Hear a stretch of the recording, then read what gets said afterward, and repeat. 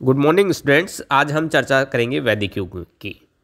देखिए, वैदिक युग के संदर्भ में हमें जो जानकारी है वेदों से प्राप्त होती है।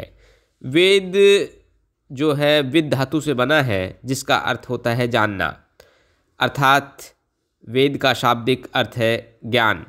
और ये जो वैदिक साहित्य है, इस वैदिक साहित्य से आर्यों के सामाजिक, धार्मिक, आर्थिक, राजनीतिक जीवन के बारे में एक विस्तृत जानकारी प्राप्त होती है।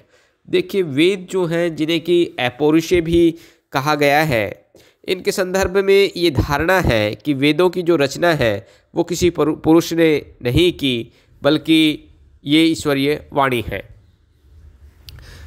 वेद जो है संख्या में 4 हैं।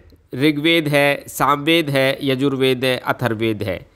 और इन चारों वेदों में सबसे जो प्राचीन है वो ऋग्वेद है। वेदों की जो रचना है उसके संदर्भ में अलग अलग इतिहासकारों ने अपने अलग अलग मत दिए हैं। फिर भी ऐसा प्रतीत होता है कि ऋग्वेद की जो रचना है 1500 ईस्वी पूर्व से 1000 ईस्वी पूर्व के मध्य हुई होगी। वही संपूर्ण जो वैदिक साहित्य है, इसका सृजन 1500 ईस्वी पूर्व से 200 ईस्वी पूर्व के मध्य हुआ है। ये जो वैदिक साहित्य है, इस वैदिक साहित्य से हमें आर्यों के सामाजिक जीवन के बारे में जानकारी प्राप्त होती है। और यदि हम आर्यों के सामाजिक जीवन की बात करें तो तत्कालीन जो सामाजिक व्यवस्था थी उसका आधार परिवार था, अर्थात पारिवारिक जीवन। आर्यों के जो परिवार हैं उनमें पितृसत्तात्मक प्रथा प्रचलित थी, अर्थात किसी भी परिवार का मुखिया जो है उस परिवार का सर्वाधिक उम्र का पुरुष होता था। अब ये दादा भी हो सकता था, कोई बड़ा पुत्र भी हो सकता था। और परिवार के मुखिया को ये अधिकार था कि वो परिवार के किसी भी सदस्य को गलत काम करने पर दंड दे सकता था, अच्छा काम करने पर वो उसे प्रोत्साहित कर सकता था। परिवार के सभी लोगों की आवश्यकताओं का ध्यान ये परिवार का मुखिया रखता था। माता पिता और बच्चों के बीच उस समय सौहार्दपूर्ण संबंध रहते थे। और पत्नी जो थी, यानी स्त्री जो थी, उसका परिवार में आदर था। और पत्नी का घरेलू जो कार्य हैं उनका उत्तरदायित्व होता था।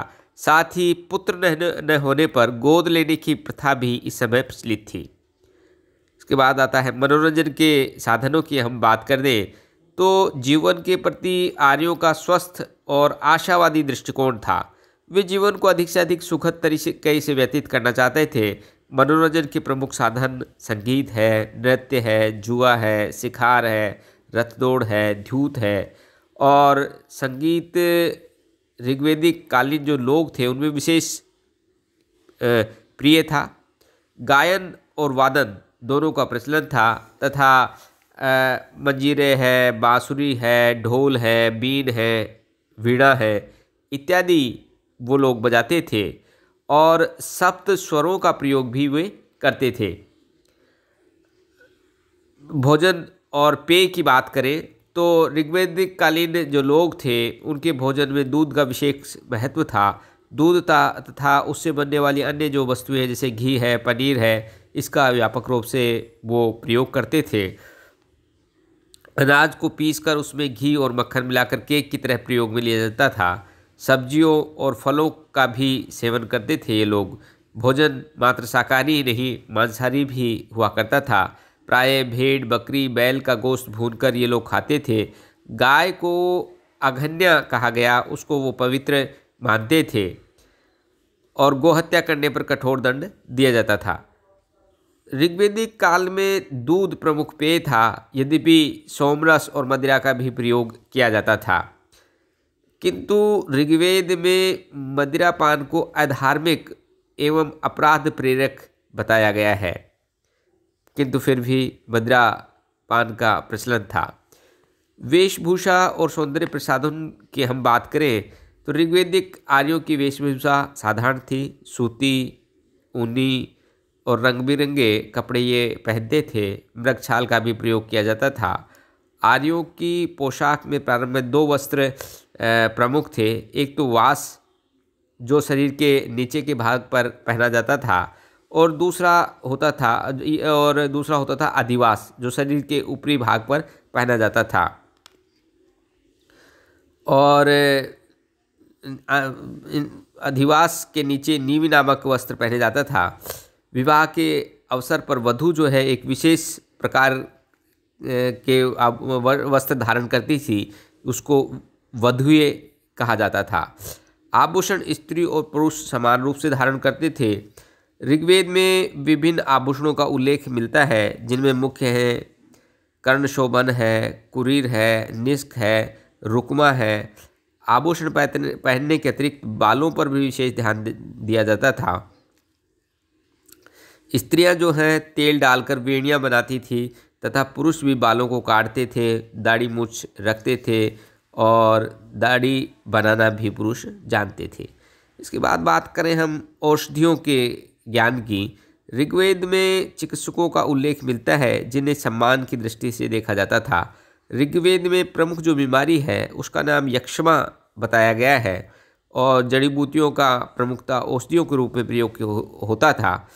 शल्य चिकित्सा का भी ऋग्वेद में उल्लेख मिलता है। शिक्षा की हम बात करें तो ऋग्वेद में उपनयन संस्कार का उस पर स्पष्ट उल्लेख नहीं मिलता, यद्यपि इस संस्कार का उत्तर वैदिक काल में अत्यधिक महत्व था।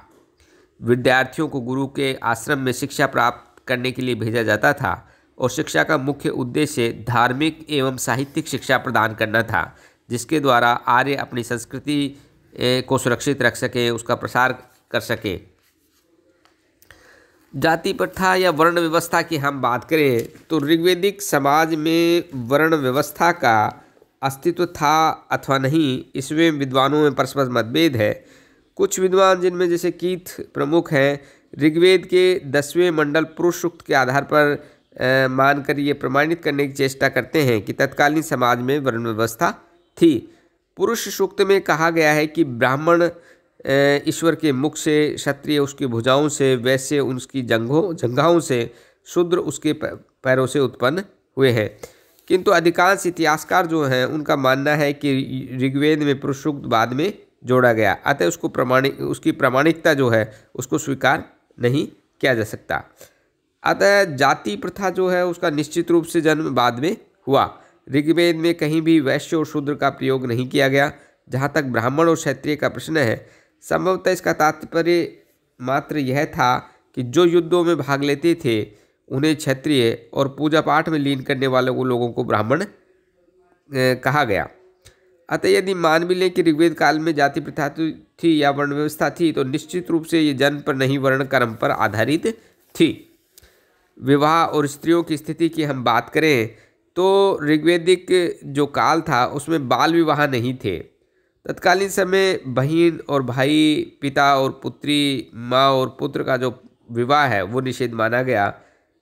और ऋग्वैदिक जो समाज था उसमें विवाह एक धार्मिक और पवित्र कार्य समझा जाता था।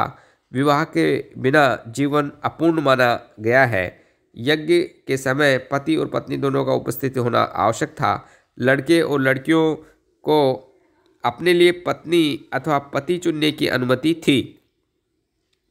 विवाह के समय वरपक्ष जो लोग हैं कन्या के यहाँ जाते थे, उनका आदर सत्कार होता था। पुरोहित द्वारा मंत्रोच्चारण के साथ वर और वधू को अग्नि की परिक्रमा कराई जाती थी। वैदिक समाज में विधवा विवाह का प्रचलन था।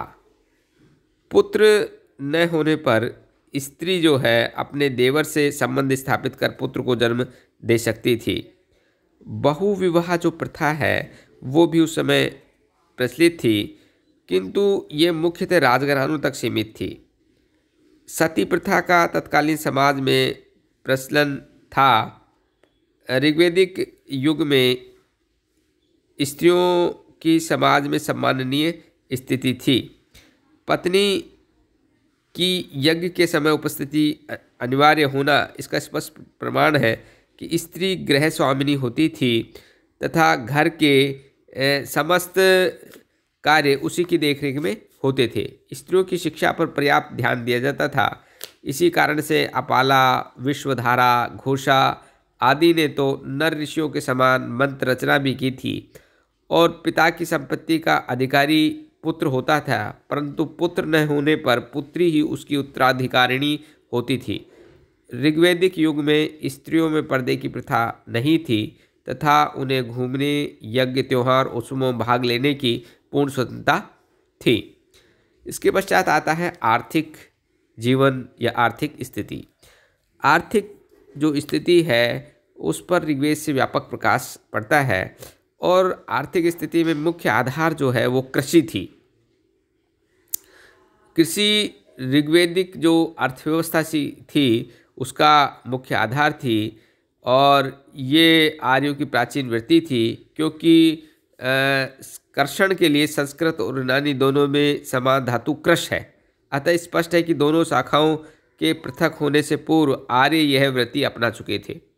ऋग्वैदिक जो कृषि थी काफ़ी उन्नत स्थिति में थी। हल तथा बैलों का खेती के लिए प्रयोग किया जाता था। ऋग्वेद में सांड द्वारा हल खींचने और हल से बनी नालियों में बीज बोने, दराती से फसल काटने आदि का उल्लेख मिलता है। भूमि की उर्वरता को बढ़ाने के लिए खाद का प्रयोग भी किया जाता था। भूमि की सिंचाई की जाती थी। विभिन्न जो फसलें थी उनके लिए अलग अलग ऋतुएं निर्धारित थी। प्रमुखतः एक वर्ष में 2 फसलें उगाई जाती थी। ऋग्वैदिक काल में प्रमुखतः यव और धान की खेती की जाती थी। इसके अतिरिक्त मूंग, उड़द आदि को भी उगाया जाता था। फसल मुख्यतः वर्षा पर निर्भर थी, यद्यपि कुओं, झीलों, तालाबों और नालियों से भी सिंचाई की जाती थी। इसके बाद हम बात करें पशुपालन की। पशुपालन जो है वो भी अर्थव्यवस्था का आधार था और कृषि के लिए पशुपालन में रुचि आवश्यक थी। ऋग्वेद में अनेक स्थानों पर पशुधन की वृद्धि के लिए देवताओं से आराधना की गई है। पशुओं में गाय का विशिष्ट महत्व था और गाय के अतिरिक्त प्रमुख पशु जैसे घोड़ा है, भैंस है, ऊँट है, बकरी है और हाथी थे। कुत्ते का उल्लेख भी ऋग्वेद में मिलता है। पशुओं के जो कान हैं उन पर निशान अंकित किए जाते थे ताकि उसके स्वामी द्वारा उसकी पहचान की जा सके। इसके बाद जैसे आखेट है। ऋग्वैदिक कालीन जो लोग हैं जीवन निर्वाह और अपने पशुओं की रक्षा के लिए शिकार भी करते थे। शिकार के लिए धनुष बाण का प्रयोग किया जाता था। ऋग्वेद में निधापति अर्थात चिड़ीमार का भी उल्लेख मिलता है जो जाल और फंदों का प्रयोग करता था। सिंह आदि को पकड़ने के लिए भूमि में गड्ढे खोदे जाते थे। दासों एवं सेवकों के लिए मछली पकड़ना अथवा शिकार खेलना निषिद्ध था। लघु उद्योगों की हम बात करें तो ऋग्वैदिक कालीन समाज में अनेक लघु उद्योग उन्नत स्थिति में थे। कला कौशल एवं दस्तकारी का भी आर्थिक व्यवस्था में प्रमुख योगदान था। बढ़ईगरी को सम्मान की दृष्टि से देखा जाता था क्योंकि बढ़ई जो है वो रथों के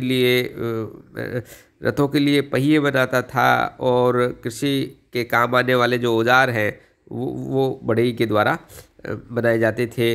ऋग्वेद में लोहार को भी विशेष महत्व दिया गया है क्योंकि अस्त्र शस्त्र है, हल्के फलक है, घरेलू जो बर्तन हैं वो लोहार के द्वारा बनाए जाते थे, तो उसको भी महत्व दिया गया।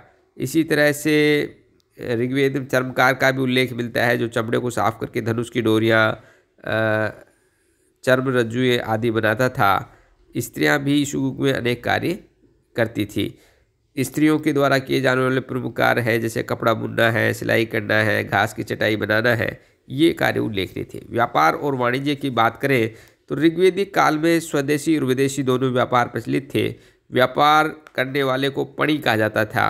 व्यापार में वस्तु विनिमय की प्रणाली प्रचलित थी। यद्यपि निष्क का उल्लेख मिलता है, निष्क के विषय में विद्वान एकमत नहीं है। कुछ इतिहासकारों के अनुसार निष्क सोने का आभूषण होता था, किंतु अन्य निष्क कुछ इतिहासकार ये भी कहते हैं कि निष्क का अर्थ सिक्के या मुद्रा के रूप में